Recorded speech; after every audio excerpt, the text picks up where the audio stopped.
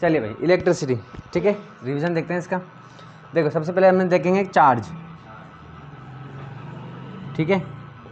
Charge क्या होते हैं, किसी भी दो चीज़ों को जब रगड़ते हैं तो जो चीज़ जनरेट होती है उसे क्या कहते हैं हम, चार्ज जनरेट कहते हैं। क्या होते हैं, चार्ज, ठीक है ना। कोई भी दो चीज़ों को रगड़ते हैं तो चार्ज जनरेट हो जाते हैं, ठीक है ना। तो चार्ज दो तरीके के होते हैं, एक होता है पॉजिटिव और एक होता है नेगेटिव। पॉजिटिव के बीच में रिपल्शन होता है और पॉजिटिव और नेगेटिव के बीच में, यानी कि पॉजिटिव रिपल्शन, नेगेटिव रिपल्शन और पॉजिटिव नेगेटिव अट्रैक्शन। रिपल्शन का मतलब होता है एक दूसरे को दूर फेंकना, ठीक है। जैसे कि आपने मैग्नेट देखी होगी ना, मैग्नेट के साथ खेले होंगे ना आप बचपन में, तो दो कंडीशन होती है, एक बार तो ये अट्रैक्ट खींच लेती है अपनी तरफ और एक बार में क्या करती है, दूसरे दूर फेंकती है। तो आपने भगाया होगा ना एक मैग्नेट को दूसरे मैग्नेट से भगाया होगा दूर, ऐसे करके, वैसे तो रिपल्शन, ठीक है ना। तो देखिए भाई चार्ज क्या होते हैं, रगड़ने से जो पैदा होता है वो चार्ज होता है, ठीक है ना। दो तरह के होते हैं, पॉजिटिव और नेगेटिव, ठीक है ना। इलेक्ट्रिसिटी में अगर हम बात करेंगे तो किसकी बात करेंगे, इलेक्ट्रॉन की, ठीक है ना। इलेक्ट्रॉन पे चार्ज कितना होता है, 1.6 × 10⁻⁻19 कूलाम, ठीक है। चलिए कूलाम क्या होते हैं, चार्ज की यूनिट होती है, ठीक है। जैसे मास की केजी होती है, वैसे ही चार्ज को हम किस में मेजर करते हैं, कूलाम में, ठीक है। चलिए इतनी बात समझ में आ गई, ठीक है। चलिए चार्ज हो गया। चार्ज के बाद हम देखते हैं करंट, इलेक्ट्रिक करंट, ठीक है। इसको हम किससे दिखाते हैं, आई से दिखाते हैं, ठीक है।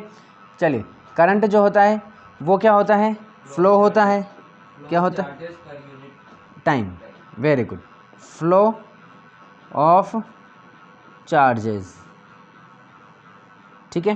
फ्लो ऑफ चार्जेस होता है, यानी कि अगर ये जो चार्ज है अगर ये रुके हुए हैं कहीं पर, ठीक है, ये रुके हुए हैं कहीं पर, मान लो इस तरीके से, तो ये होता है स्टैटिक चार्ज। क्या होता है, स्टैटिक चार्ज, रुका हुआ है कहीं पर, जमा हुआ है, तो उसे हम बोलते हैं स्टैटिक चार्ज। बात समझ में आ गई। जैसे कि सर्दियों में आपके साथ कभी हुआ होगा कि किसी को टच किया तो आपके करंट लग गया, ठीक है ना, किसी को टच किया अपन ने इस तरीके से।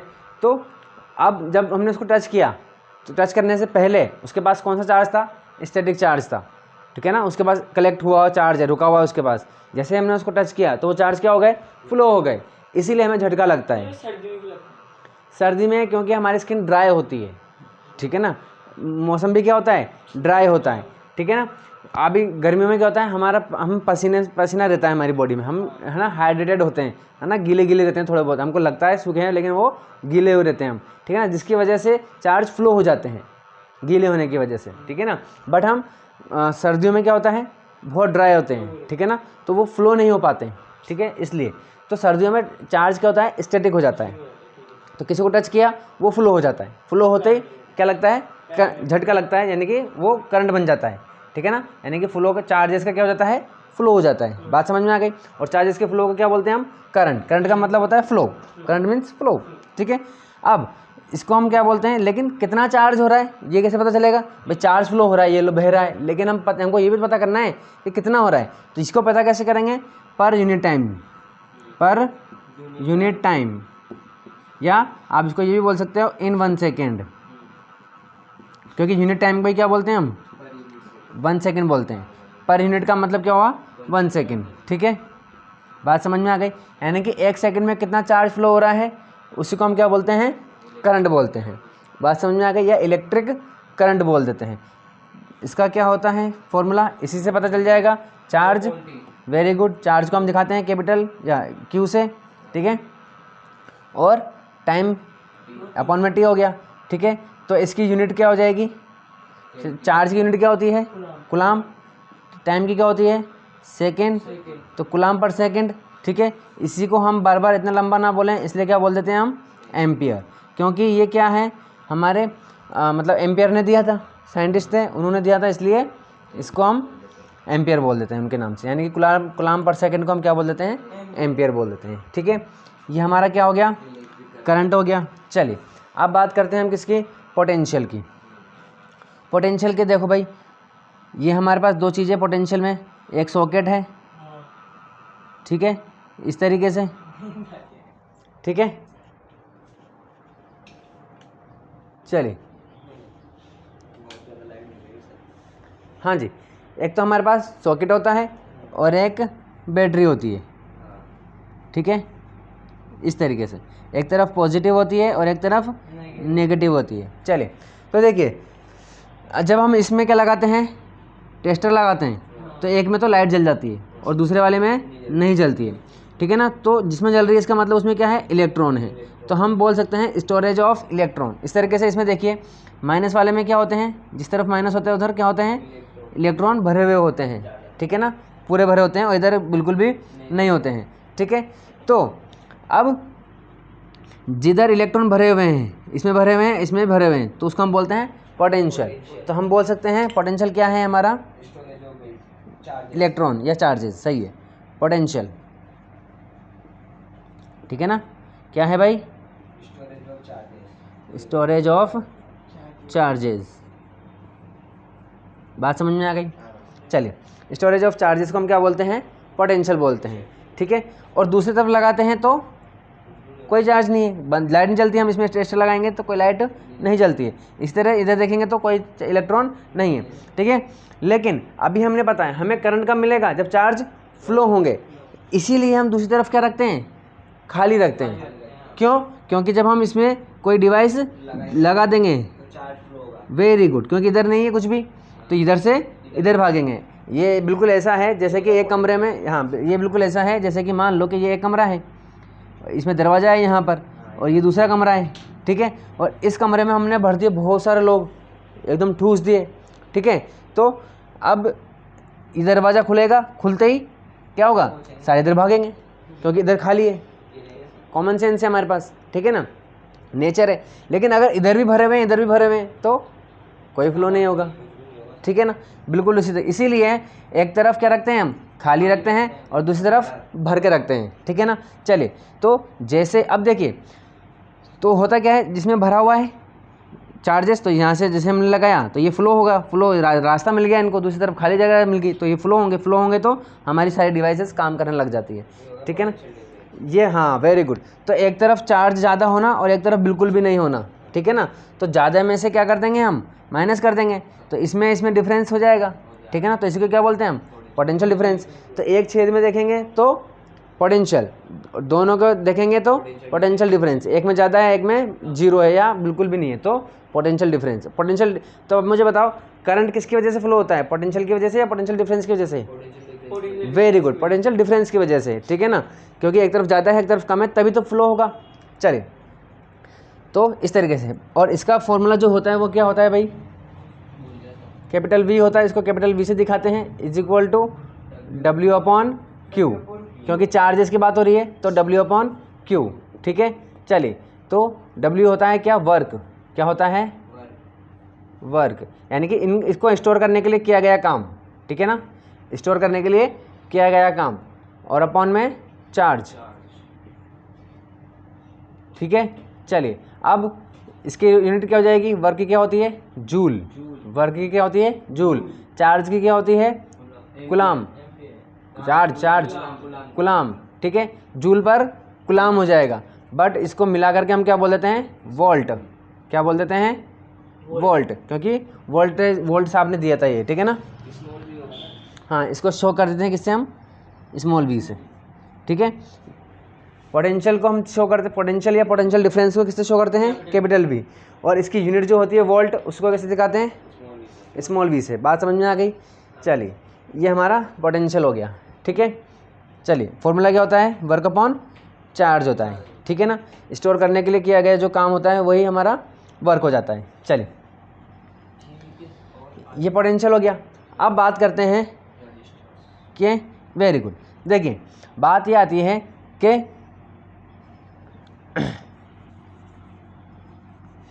ये मेरा एक वायर है, ठीक है।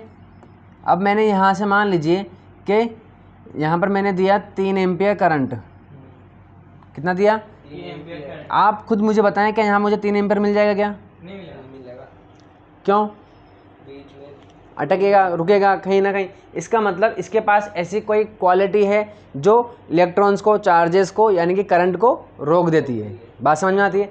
उसी क्वालिटी को हम क्या बोलते हैं, रेजिस्टेंस। क्या बोलते हैं, रेजिस्टेंस। ठीक है, यानी कि फ्लो को रोकने वाली, चार्जेस के फ्लो को रोकने वाली जो क्या होती है, क्वालिटी होती है ना, किसी भी कंडक्टर की, तो उसे हम क्या बोलते हैं, रेजिस्टेंस बोल देते हैं। बात समझ में आ गई। चलिए अब हमारे पास यहाँ पर आता है ओम्स लॉ। क्या आता है, ओम्स लॉ। ठीक है भाई, चलिए ये ओम का शो, ये है सिंबल है ये। ठीक है, तो देखो ओम्स लॉ, ओम्स लॉ क्या कहता है, कुछ भी नहीं कहता है, कॉमन सेंस वाली बात है। देखो 99% या 90% लेके चलिए कि 90% साइंस में ऐसे लॉज हैं जिसमें कॉमन सेंस वाली बातें हैं।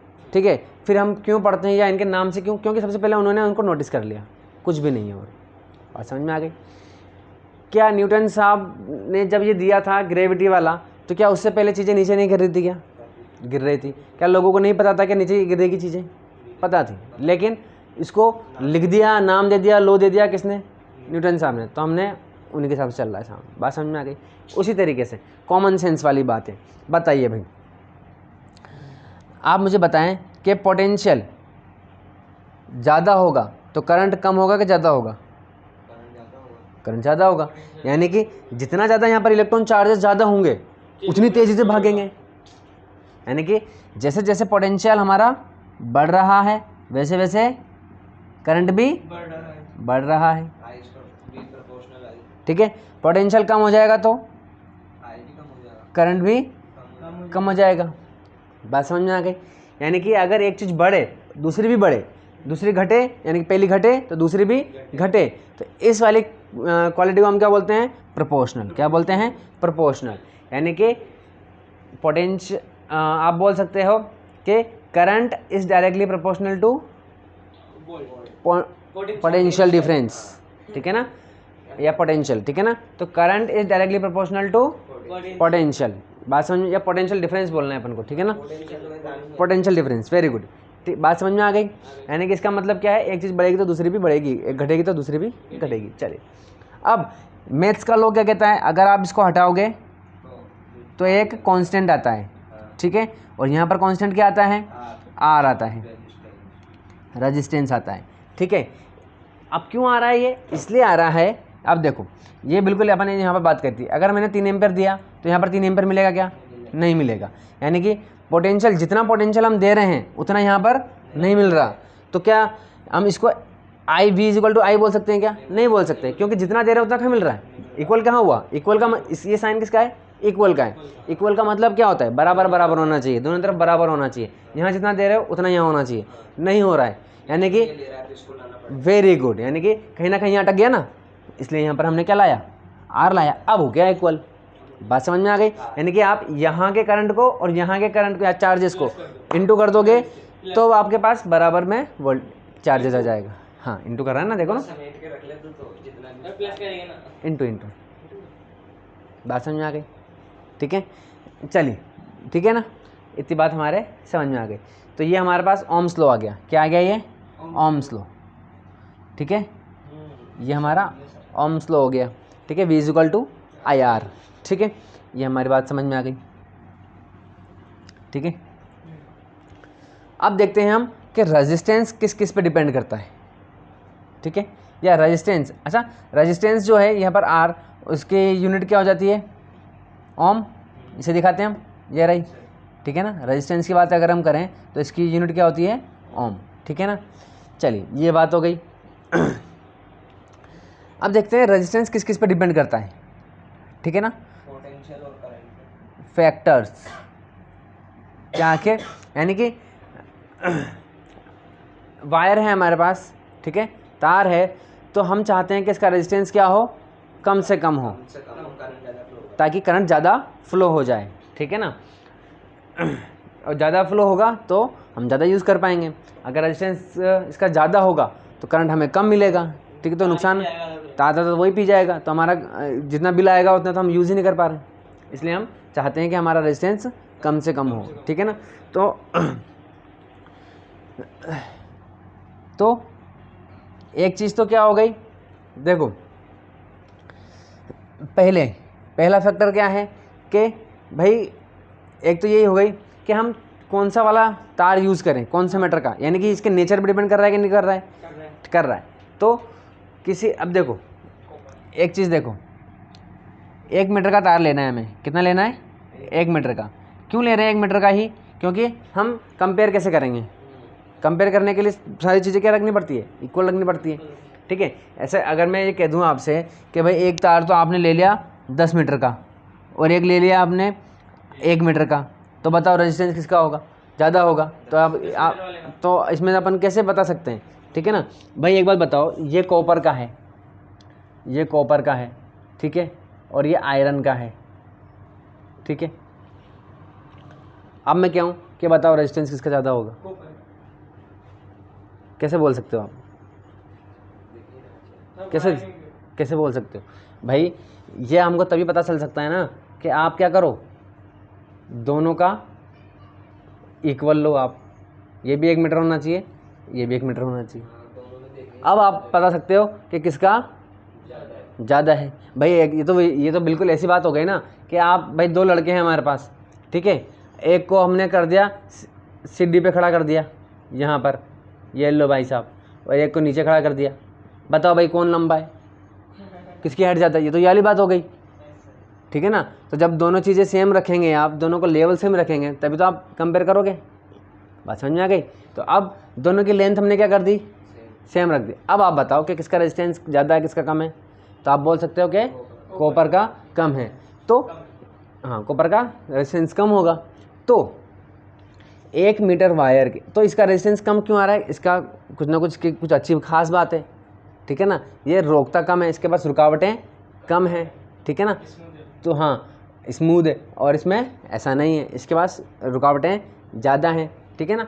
इसीलिए तो यानी कि किसी के नेचर पर डिपेंड करना, ठीक है ना। 1 मीटर तार लेकर के अगर हम चेक करें, यानी कि 1 मीटर तार के रेजिस्टेंस देखें हम, तो उसको हम बोलते हैं क्या, रजिस्टिविटी। क्या बोलते हैं, रजिस्टिविटी, ठीक है ना। नेचर पर डिपेंड करना है, ठीक है ना। चलिए, तो एक तो किस पर डिपेंड कर रही है हमारा रेजिस्टेंस, रजिस्टिविटी पे।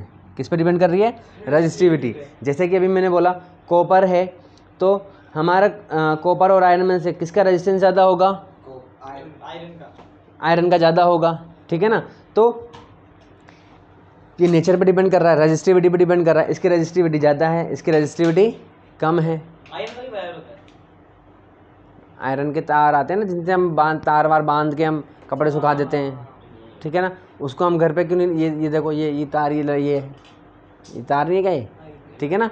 तो लेकिन इनके तार इसमें यूज़ नहीं करते हम, ठीक है ना। चलिए, तो रजिस्टिविटी पे डिपेंड करता है, ठीक है। चलिए दूसरा देखो भाई, अब यहाँ पर हम बात करते हैं कॉपर की, ठीक है। ये वायर भी कॉपर का है और ये भी दूसरा भी कॉपर का है। अब अगर हम एक की लेंथ बढ़ा दें और एक की कम रख दें, तो अब बताओ रेजिस्टेंस किसका ज़्यादा होगा, जिसकी लेंथ है, यानी कि लेंथ पर डिपेंड कर रहा है, LENGTH लेंथ पर डिपेंड कर रहा है, ठीक है ना। और लेंथ पर डिपेंड भी कैसे कर रहा है, ये बताओ, लेंथ पे कैसे डिपेंड कर रहा है, प्रोपोर्शनली। प्रोपोर्शनली यानी कि जैसे जैसे लेंथ बढ़ेगी रेजिस्टेंस बढ़ जाएगा। तीसरा देखो भाई, एरिया, मोटा पतला, ठीक है ना। तो अब यहाँ लेकिन उल्टा है। उल्टा का मतलब क्या है, एरिया, जैसे जैसे एरिया बढ़ेगा वैसे वैसे रेजिस्टेंस कम हो जाएगा। कम कैसे हो जाएगा, आप बताओ। एक पतली सी गली में चलना आसान है या एकदम चौड़े रोड पर, चौड़े रोड, जितना चौड़ा रोड मिलेगा खाली आपको जगह मिलेगी तो आप जल्दी जल्दी भागोगे आराम से, और पतली पतली गली में धीरे चलानी पड़ेगी गाड़ी, वही वाली बात है, ठीक है ना।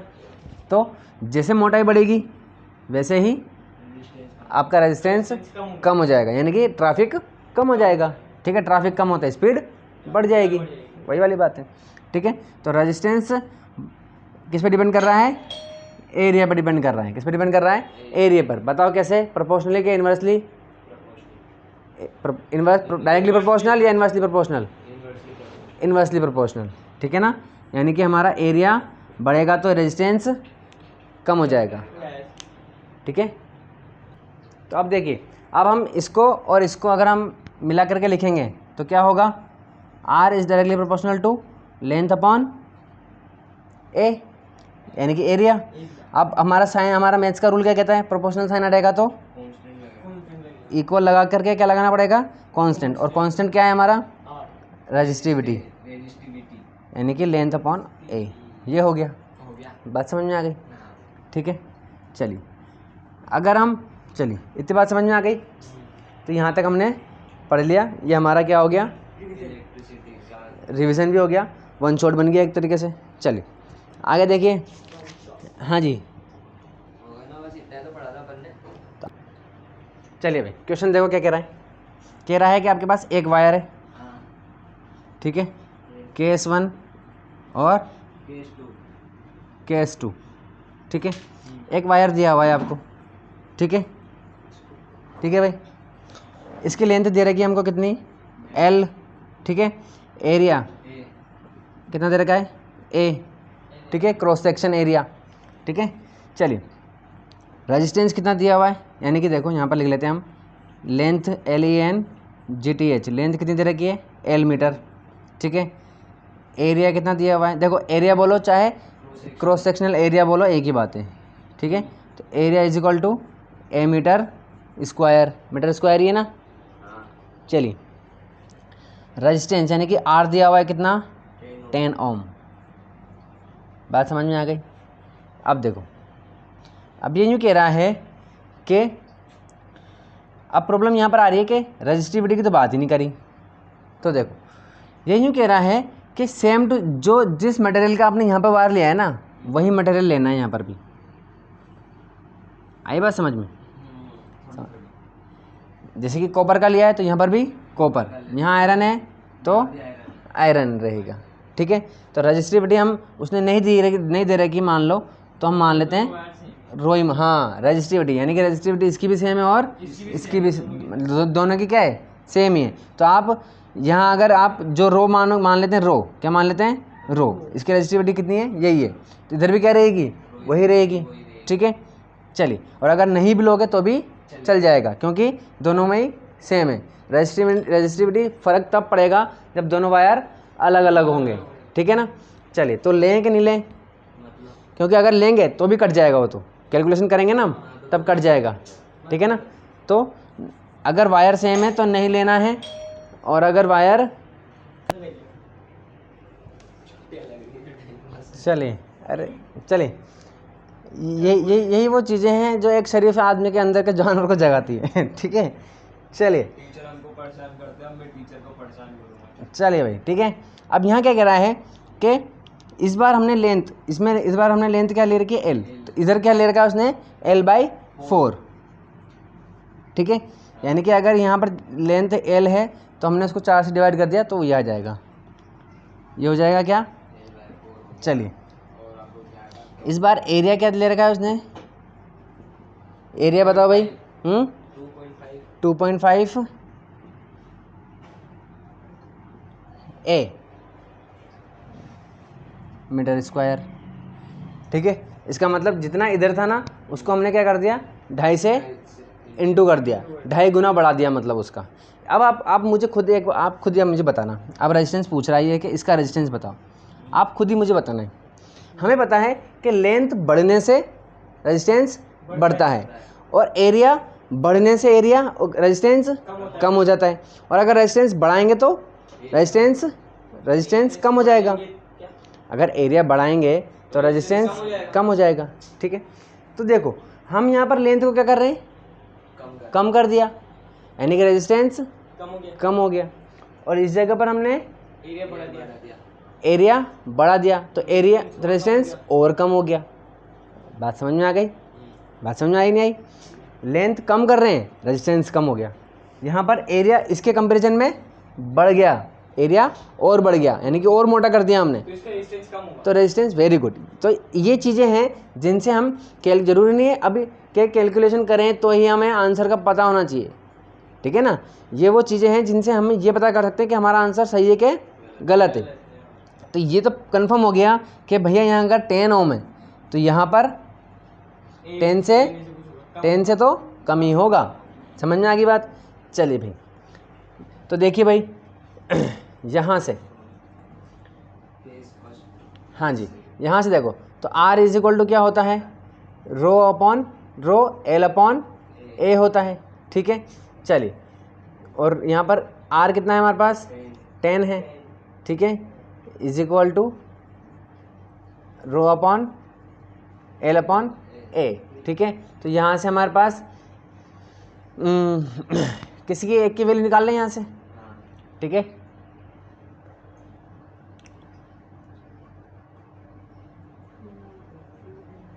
चलिए इसको रेजिस्टिविटी को रहने दो सर, रेजिस्टिविटी को बेटी रहना ही मतलब इसको साथ नहीं ले लेते हैं, उसमें कोई प्रॉब्लम नहीं।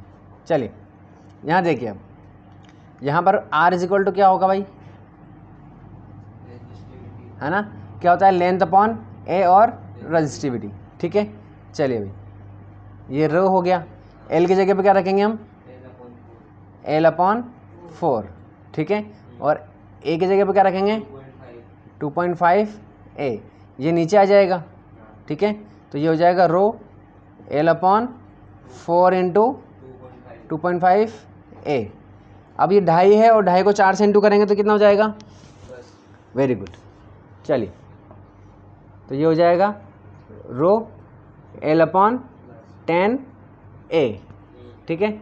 चलिए अब यहाँ देखो आप, ये R है, ठीक है। यहाँ देखो आप, इसको अगर अपन कैसे 10 को अगर मैं हटा दूँ, बाहर निकाल दूँ, तो ये 1/10 into rho L upon A, ऐसे लिख सकते हैं, नहीं लिख सकते, एक ही बात है ना। 10 को इंटू करेंगे तो नीचे आ जाएगा, यहाँ आ जाएगा, ठीक है। अब ये देखो, ये एज इट इज़ ऐसा क्या ऐसा का, यहाँ पर ये है कि नहीं, रो L अपॉन A है कि नहीं, और इसकी वैल्यू कितनी है, 10 है, तो इसकी जगह पर मैं क्या लिख सकता हूँ, 10 लिख सकते हैं। चलिए तो R इज इक्वल टू 1/10, और इसकी जगह पर मैंने क्या लिख दिया, 10 से 10 कट गया, तो R इज इक्वल टू 1 ओम। तो इधर 10 था, इधर 1, 10 से कम है कि नहीं, ठीक है। चलिए ये हमारा क्वेश्चन हो गया, ठीक है ना। देखिए दूसरा क्वेश्चन देखो भाई, क्या कह रहा है, गिवन, ठीक है। आपको इसमें लेंथ दे रखी है LENGTH, लेंथ कितनी दे रखी है, 2 मीटर, ठीक है। चलिए रेजिस्टेंस दिया हुआ है 30 ओम, ठीक है। चलिए टेम्परेचर देखिए भाई, टेम्परेचर क्यों दिया हुआ है, 25 डिग्री सेल्सियस, ठीक है। देखिए टेम्परेचर क्यों दिया हुआ है,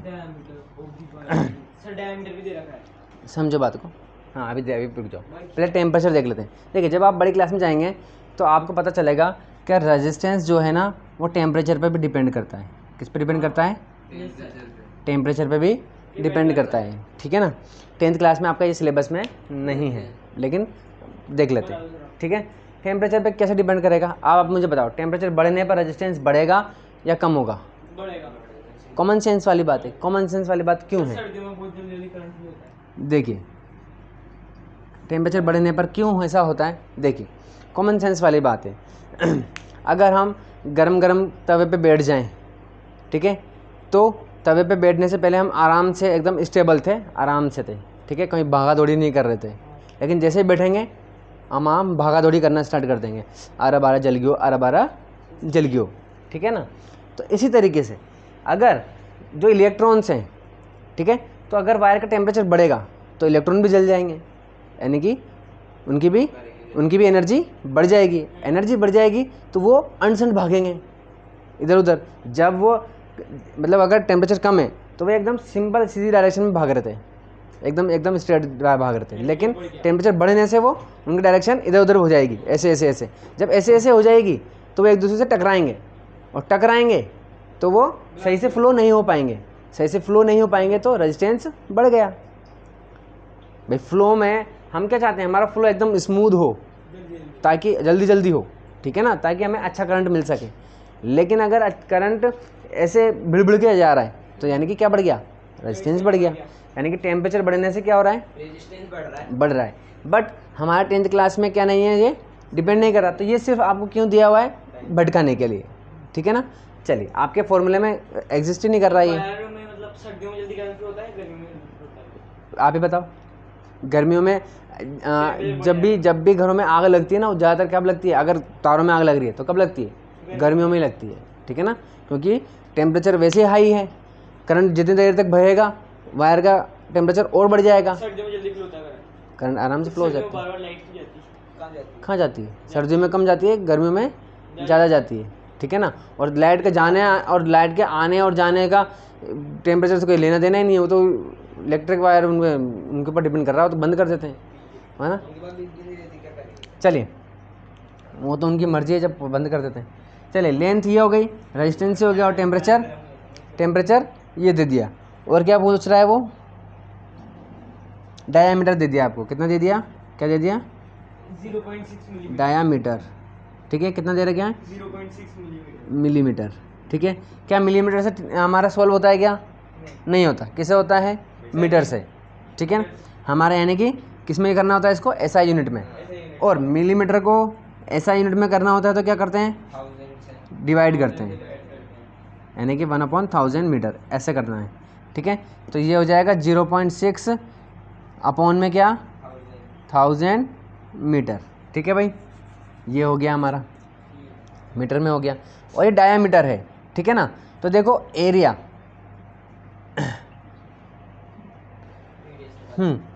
एरिया। अब बताओ, जो वायर होता है उसकी शेप क्या होती है, सर्कुलर होती है, ठीक है ना। यानी कि ये वायर है, इसको हम बीच में से कट करेंगे तो यहाँ का जो दिखेगा वो कैसा होगा, सर्कुलर होता है। तो सर्कल, यानी कि सर्कल हो गया। तो सर्कल का एरिया क्या होता है, पाई आर स्क्वायर। क्या होता है, सर्कल का, ये जो सर्कल है इसका एरिया क्या होता है, पाई आर स्क्वायर। तो देखो, अब हमें क्या पूछ रहा है, वो पूछ क्या रहा है, वो रेजिस्टिविटी पूछ रहा है, ठीक है ना। तो देखो, हमें फॉर्मूला पता है, R is equal to rho L upon A होता है, ये होता है। रेजिस्टिविटी पूछ रहा है, सबको इधर भेज दें हम, ठीक है। ए को इधर भेजेंगे तो इनटू हो जाएगा, ठीक है। तो ये हो जाएगा R इंटू ए, एल को इधर भेजेंगे तो अपॉन में जाएगा, ये हो जाएगा। और ये रेजिस्टिविटी आ गई। यानी कि हमारे पास आर की वैल्यू है, एल की वैल्यू भी है, ए की वैल्यू नहीं है। तो ए की वैल्यू यहाँ से निकालेंगे अपन, ठीक है। तो ए इज इक्वल टू क्या हो जाएगा, पाई आर स्क्वायर। क्या हो जाएगा, अरे बोलो भाई, पाई आर स्क्वायर हो जाएगा, ठीक है। चलिए, अब हमें तो डायमीटर दे रखा है, ठीक है। तो रेडियस कैसे निकलेंगे, वेरी गुड, यानी कि d अपॉन 2। तो ये हो जाएगा 0.6 अपॉन 2 इंटू 1000, ठीक है। अरे भाई ये है ना पूरा, इसको 2 से डिवाइड किया ना अपन ने, ठीक है। तो ये हो जाएगा कितना, 0.3, 2 से डिवाइड कर दिया, ठीक है ना। तो ये हो जाएगा 0.3 अपॉन 1000 मीटर। तो एरिया क्या हो जाएगा हमारे पास, area is equal to pi into R का क्या है हमारे पास, ये रही 0.3 का अपॉन 1000 में स्क्वायर, आर स्क्वायर है ना। चलिए, तो देखिए भाई, इस फॉर्मूला में पुट कर देते हैं। रेजिस्टिविटी क्या हो जाएगी हमारे पास, आर इंटू आर की वैल्यू कितनी है, 30। चलिए, ए की वैल्यू कितनी है हमारे पास, ए ये रहा हमारे पास। पाई की वैल्यू कितनी होती है, 3.14 इंटू, वेरी गुड, वो भी होती है। चलिए, तो इसको देखिए, इसको अपन क्या लिख सकते हैं, 0.3 इंटू 0.3 लिख सकते हैं। 0.3 इंटू 0.3 अपॉन में क्या, 1000 इंटू 1000, ठीक है। ए भगवान, 2000 हो गया। चलिए, एल अपॉन में एल भी है, एल की वैल्यू कितनी हो जाएगी, 2, ठीक है। और ये इंटू, ठीक है। 2 से देखिए भाई कट जाएगा हमारे पास, ये कट गया, 15 टाइम, ठीक है। चलिए यहाँ से पॉइंट हटाएंगे तो नीचे क्या आ जाएगा, 100 आ जाएंगे, ठीक है। चलिए ऊपर क्या बच गया हमारे पास, 15 इंटू 314। यहाँ से भी क्या कर दें, पॉइंट हटा दें, 2 पॉइंट हटेंगे तो 100 आ जाएगा, ठीक है भाई। तो ये हो जाएगा 15 314 इंटू 3 कितना हो जाएगा, 6 वेरी गुड, शाबाश। और देखो 1 2 3 4 5 6 1 2 5 6 7 8 9 10, यानी कि 10 बेस टू द पावर 10, ठीक है। अब इन सबको इंटू कर लेते हैं हम। चलिए इंटू करेंगे तो कितना होगा, वो तो करना पड़ेगा सर। 314 15 देखो तो 15 4 जा 60, 60 चलिए 15 1 जा 50, 15 और 6 21, 1 का ये 2, 15 3 जा 45 47, ये 47 हो गया। अब इसी को किससे इंटू कर लें, 9 से। चलिए ये 0, ये 9 9 7 जा 63, 3 और ये 6, चलिए 36 और 6 42, हाँ चलिए तो रो कितना आ जाएगा हमारे पास, 42 3 अपॉन में 10 बेस टू द पावर 10, ठीक है। चलिए रो इज इक्वल टू, आगे ना और सोल्व करेंगे क्या अभी? तो भाई अभी कहाँ सॉल्व करें। अब देखो हमारा साइंस का रूल कहता है कि पॉइंट जब लगता है तो वो सिर्फ एक डिजिट के बाद ही लगाना है, हाँ ठीक है ना, 1 यानी कि 4 के बाद ही लगेगा बस। और बाकी ये जो बचेगा ना, तो देखो 1 2 3 4, तो ये 4.2390, पॉइंट भी लगाना है, 10 की पावर 6 ये रूल है हमारा साइंस का, ठीक है। अब इसमें से 4 चला गया तो कितना बचेगा, 10 की पावर 6, और इसको ऊपर लिखेंगे तो 4.2390 इंटू 10 की power 6 10 base to the power -6, -6 ठीक है। और इसकी यूनिट बता सकते हो आप मुझे, रो की यूनिट क्या है, देखो रो की यूनिट कैसे निकाल सकते हो आप, देखिए यहाँ से निकाल लो, ये रो है ना, बताओ रेजिस्टेंस की क्या होती है, ओम, एरिया की क्या होती है, मीटर स्क्वायर, और लेंथ की क्या होती है, मीटर, ठीक है ना। मीटर देखो, मीटर से ये मीटर कट गया, क्या बचा, ओम इंटू मीटर, यानी कि ओम मीटर। तो रजिस्टिविटी की यूनिट क्या हो गई, ओम मीटर। तो यहाँ पर क्या लिखेंगे हम, ओम मीटर। बात समझ में आ गई, ये हमारी रजिस्टिविटी निकल गई, ठीक है। चलिए आज के लिए काफ़ी है। ठीक है सर।